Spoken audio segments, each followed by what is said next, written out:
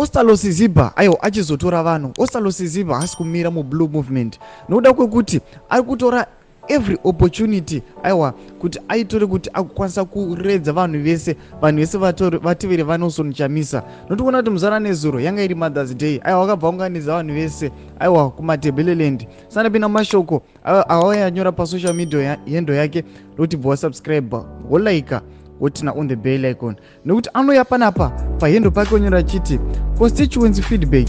Just finished addressing citizens in Pelandaba, Ward 13.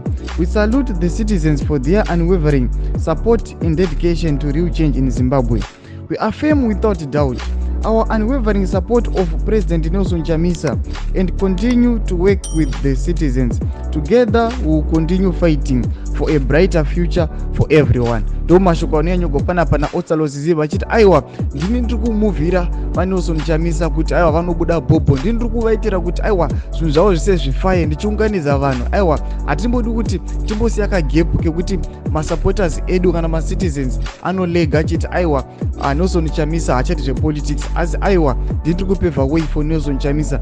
Mashoko anyanyogo panapa na Otsalo Siziba. Chibotudze mafungiro enyu notiri kuona kuti aiwa akanga akaunganidza vanhu kuBelandava kuward 13. Pina comment section medu tsanga no subscribe kulike chinotina on the bell icon.